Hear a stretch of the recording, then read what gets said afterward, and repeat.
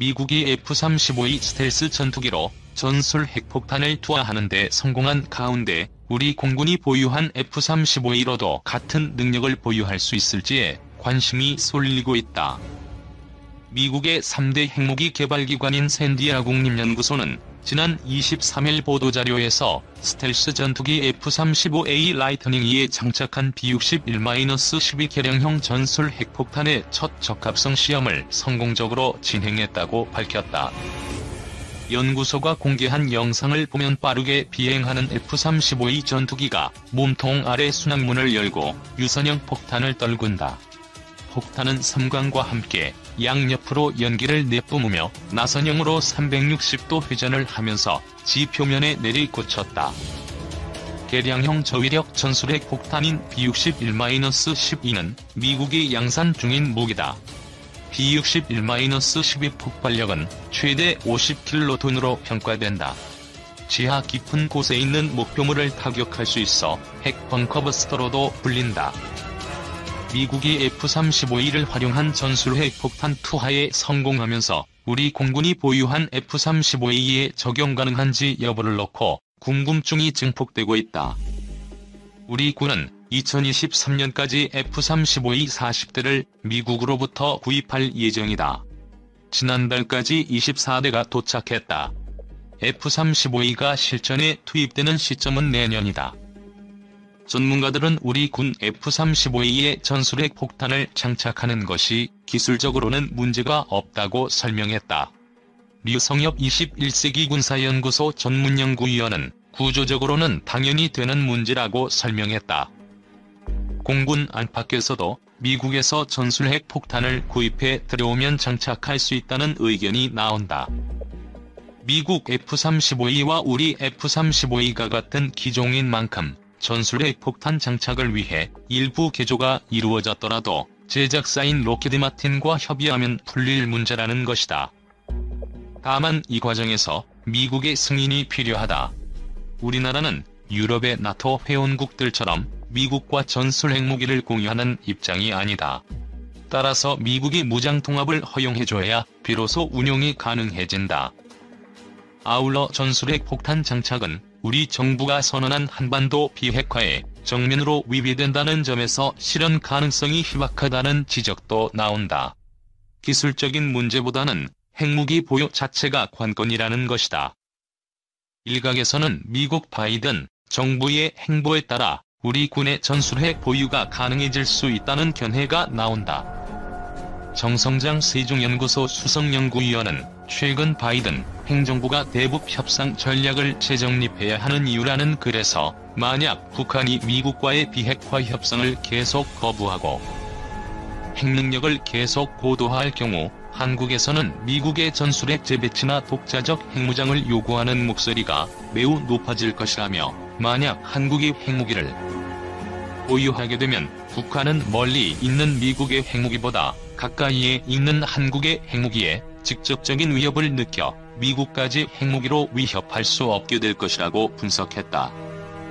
정 의원은 이어 한국이 핵무기를 보유하게 되면 일본도 핵무장의 길을 걷게 돼 미국이 중국의 군사적 부상을 견제하는 데 도움이 될 수 있을 것이라며 물론 바이든 행정부가 이 같은 옵션을 수용하기는 어렵겠지만 북한으로 하여금 비핵화 협상에 나오게 하고 중국을 압박해 협조를 이끌어내기 위해 한국과 일본의 핵무장 카드를 적극 활용할 필요는 있다고 조언했다. 미 F-35E 스텔스 전투기 24대 국내 반입 완료. 군이 도입한 미국산 F-35E 스텔스 전투기 40대 중 24대가 국내에 반입된 것으로 20일 확인됐다. 공군의 고고도 무인 정찰기인 글로벌 호크의 영상 판독 처리 체계도 내달 들여온다. 방위사업청은 이날 국회 국방위원회 국정감사 업무 보고에서 F-35E 스텔스 전투기 도입과 관련해 영향에 따라 일부 지연이 있었지만 한미 관계부처 간 협조를 통해 국내 인도가 조기 정상화됐다며 지난해 3월부터 이달까지 24대 국내 인도가 완료됐다고 밝혔다. F-35E 수용시설을 짓는 2단계 공사는 올 연말께 마무리될 전망이다. 1단계 시설 공사는 2018년 12월 끝났다. F-35A는 내년쯤 전력화될 예정이다. F-35E 도입은 2023년까지 7조 8,926억 원을 투자해 40대를 구매하는 사업이다. 글로벌 호크가 북한 지역을 촬영한 영상을 확인하는 영상 판독 처리 체계도 내달 국내에 들어올 예정이다. 이 장비는 글로벌 호크가 20km 상공에서 찍은 영상을 지상에서 판독, 목표물의 이동 및 변화 등을 파악할 수 있도록 도와준다. 글로벌 호크는 특수 고성능 레이더와 적외선 탐지 장비 등을 통해 지상 0.3m 크기의 물체까지 식별할 수 있는 무인 정찰기다. 어려움을 겪는 국내 방위산업계를 위한 지원책도 공개됐다. 방사청은 무기 도입 시 해외 도입보다 국내 개발을 우선하고 국산 부품 적용을 확대하는 바이 코리아 디펜스 제도를 추진한다. 국방벤처 중소기업 육성과 부품 국산화 지원 등을 포함한 방위산업발전법 하위 법령을 내년 1월 제정할 계획이다. 우리 군이 도입한 고고도 무인정찰기 글로벌 호크. 세계일보 자료사진. 이날 국정감사에서는 북한의 미사일 능력에 대한 평가도 나왔다. 국방과학연구소 남세규 소장은 고체연료 엔진 탄도미사일은 우리가 20년 앞서 있다고 생각했는데 절반 이상 단축됐다고 생각했다고 평가했다. F-35 40대 추가 구입 20대는 수직이 착륙 경항모형. 우리 군이 차세대 전투기 2차 도입 규모를 당초 계획의 2배로 늘리고 경항공모함의 실을 수직이 착륙형 스텔스 전투기도 들여오기로 했다. 사업 규모만 8조 원 수준으로 추산된다. 복수의 군 소식통에 따르면 군 당국은 F-35 40대를 추가로 도입하기로 했다. 당초 20대에서 2배로 늘린 것이다. 이 중 한국형 경항모에서 출격할 수 있는 F-35B 기종 20대를 먼저 도입한다. 이후 F-35E 20대를 추가를 들여올 계획이다. 군 당국은 최근 이 같은 계획을 세우고 오는 10월에 열리는 합동참모회의에서 최종 승인할 방침이다. 군 소식통은 당초 차세대 전투기 2차 사업의 규모는 20대였지만 경항모 도입에 맞춰 2배로 늘리고 F-35B의 도입 일정도 앞당기기로 했다고 설명했다. F-35B를 조기 도입하기로 한 것은 우리 군이 추진하는 경항모 설계를 위해서다. 해군은 2030년께 경항모 건조를 완료할 계획인데 이를 위해 올해 말까지 개념 설계를 마무리하고 내년부터 기본 설계에 착수할 예정이다. 군 관계자는 갑판 등 함체 주요 부위의 설계를 위해선 F-35B의 상세 정보가 반드시 필요하다면서 하지만 제조사인 로키드 마틴 측은 보안을 이유로 계약 이전엔 정보를 줄 수 없다는 입장이라고 말했다. 한국의 경항모는 미 해군의 아메리카급 함정과 규모가 비슷할 것으로 전망된다. 아메리카 함에선 F-35B 전투기가 수직이 착륙할 수 있다. 사진 미 해군. 군은 구매 계약을 위해 내년 상반기까지 사업 타당성 검토 등을 마칠 계획이다. 군 관계자는 총 사업비는 약 8조 원 정도로 추산된다며 2021에서 2022년 사이 계약이 마무리되면 2020년대 중반부터 인수를 시작하게 될 것이라고 밝혔다. 다만 F-35B는 경항모에 싣더라도 해군이 아닌 공군이 운영한다. 공군이 전체 도입 계획을 주관하고 이후 교육과 운용을 전담한다는 것이다. 항모 탑재기 비행을 공군이 전담하는 건 영국군 등 해외에도 비슷한 사례가 있다. F-35 도입을 놓고 공군과 해군의 물밑 신경전도 치열했던 것으로 전해진다. 당초 공군은 F-35E 60대를 확보한다는 계획을 세웠지만 예산 부족으로 FX 1차 사업에서 우선 40대만 도입하기로 했다. 지난해 3월부터 인수를 시작했는데 현재 16대가 국내로 들여온 것으로 전해졌다. 공군은 내년 말까지 40대를 모두 도입하면 곧바로 2차 사업을 이어간다는 구상이었다. 하지만 경항모 사업이 부상하면서 2차 사업 논의는 수직이 착륙형인 F-35B 구매로 방향이 급선회했다. 대신 한국형 차기 전투기 수량을 늘리는 방안이 검토됐지만 공군의 강한 반발에 부딪혔다. 공군은 주변국 위협을 볼 때 F-35E 수준의 고성능 전투기가 최소 60대 정도 필요하다는 입장이다. 결국 군 당국은 공군 주장대로 F-35E 20대를 추가 도입하되 F-35B 20대를 먼저 들여오는 쪽으로 방향을 정리했다. 일종의 절충안을 마련한 셈이다. 다시 불붙는 동북아 스텔스 경쟁 한국도 뛰어들까? 박수찬의 군. 동아시아 하늘이 또다시 붉게 타오를 조짐을 보인다. 제공권을 노린 주변국들의 경쟁이 째임하게 접어들면서다. 막강한 자본력과 인적 자원을 앞세운 중국은 스텔스 전투기 생산을 서두르면서 전략 폭격기 개발에 나섰다. 일본은 미국에서 F-35 스텔스 전투기를 대량 도입하면서 독자적인 전투기 개발을 추진 중이다. 한국도 F-35E 40대 도입을 진행 중이지만 중국과 일본을 견제하는 차원에서 전력 증강이 필요하다는 지적이 나온다. 하지만 경제력 차이를 감안할 때 군비 경쟁에 뛰어드는 것은 신중해야 한다는 반론도 만만치 않다. 중국은 자체 개발한 5세대 스텔스 전투기 JE-20의 개량형인 JE-20B 대량 생산에 들어갔다. 13일 사우스 차이나 모닝 포스트에 따르면 JE-20B는 민첩성 측면에서 기준을 충족해 대량 생산을 시작했다. JE-20을 생산하는 청두 비행기 공업 그룹은 중국군으로부터 대량의 주문을 받았다. 4개 생산 라인을 갖춘 이 회사는 한 개 라인에서 매달 JE-20 한 대를 만들 수 있는 것으로 알려졌다. 중국은 미국이 주일미군 이와쿠니 기지에 F-35를 배치하고 한국과 일본에도 F-35를 인도할 움직임을 본격화하자 2017년 JE-20을 실전 배치했다. 미국 F-22와 F-35를 상대하기 위해 개발된 JE-20은 관제 체계와 스텔스 도료, 기체 재질, 적외선 센서 등의 성능이 부족하다는 평가를 받아왔다. 초기 생산분을 개량한 JE-20B는 항공기의 추진력 방향을 바꾸는 추력 편향 제어 기능을 탑재했다. 날개에 의존하지 않고 항공기 자세를 제어하는 추력 편향 제어는 고속 고난도 공중 기동을 가능하게 해준다. 강력한 기동성을 이용해 미공군 공대공 미사일 공격을 회피한 뒤 근접전을 시도할 수 있다. 먼 거리에서 공격한 뒤 신속하게 이탈하는 것도 가능하다. JE-20B는 사거리 150에서 200km의 P-15 공대공 미사일 4발을 탑재하는 것으로 추정된다. 미사일 발사 후 생존성 확보가 용이해질 수 있는 대목이다.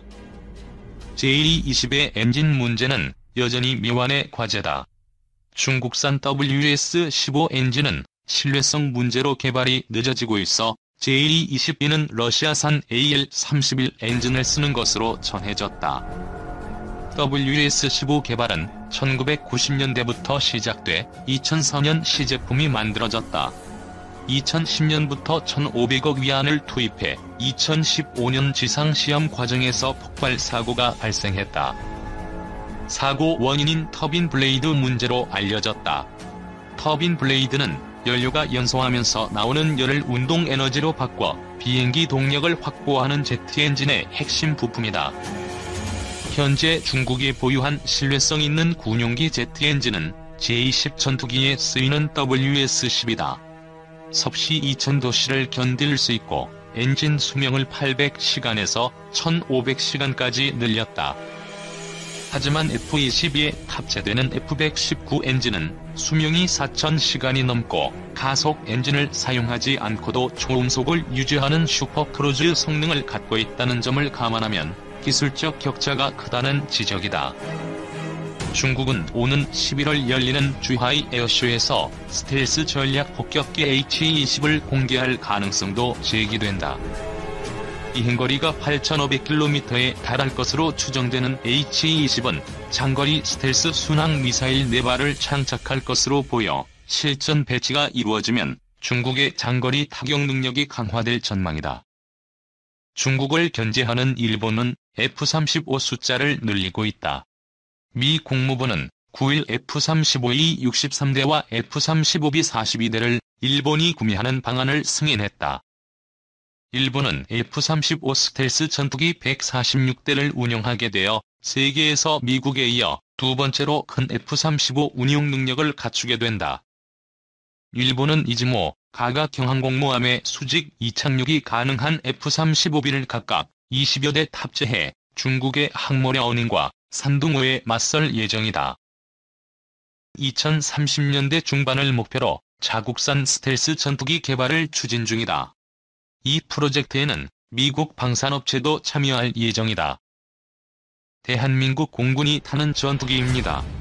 안전한 전투기를 만드는 게 최우선이죠. 지난 17일 찾은 경남 사천의 한국항공우주본사 고정익 공장에서는 F-15 전투기, T-50 고등훈련기, KF-X 한국형 전투기 생산 작업이 한창이었다. 카이의 베테랑 작업자 수십 명이 각 생산 라인에 붙어 묵묵히 전투기를 조립하며 구슬땀을 흘리고 있었다. 이상휘 고정익 공정관리팀장은 이곳 직원 모두가 대한민국 영공을 지키는 전투기를 생산한다는 자부심을 갖고 일한다고 설명했다. 축구장 3개 크기의 고정입동 생산 라인에는 전투기 전방, 중앙, 후방 동체뿐 아니라 주입과 미익이 질서정연하게 배치돼 있었다.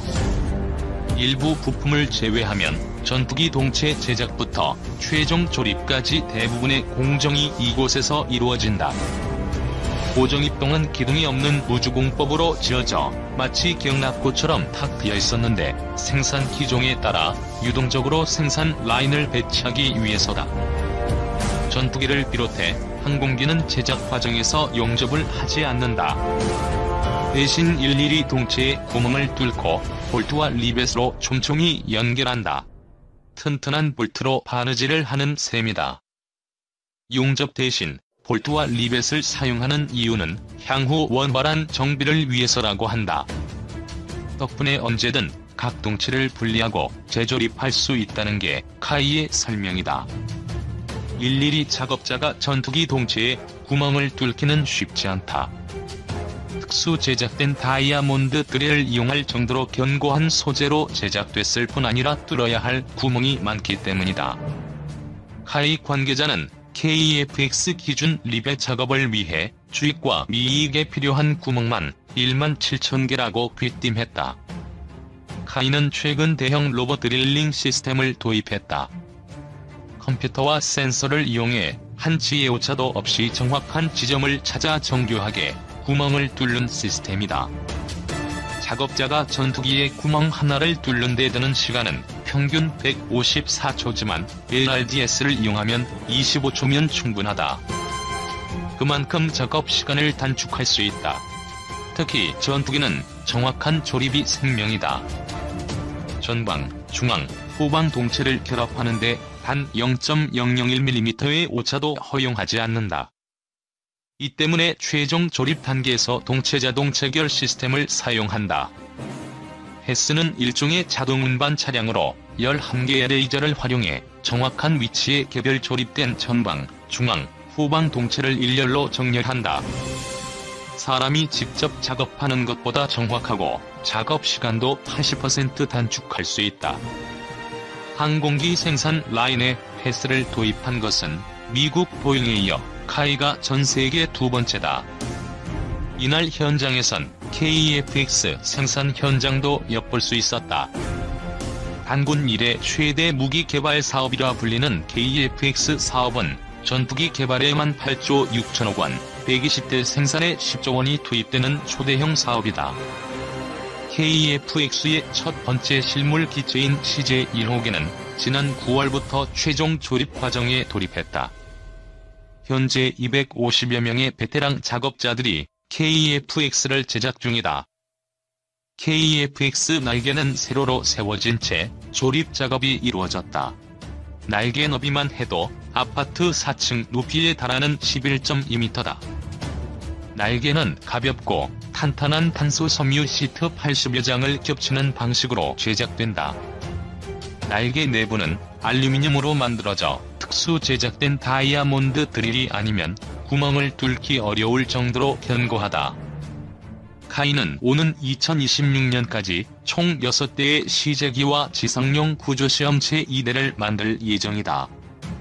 카이 관계자는 내년 상반기쯤 초도기의 롤아웃 행사를 가질 수 있을 것이라고 말했다.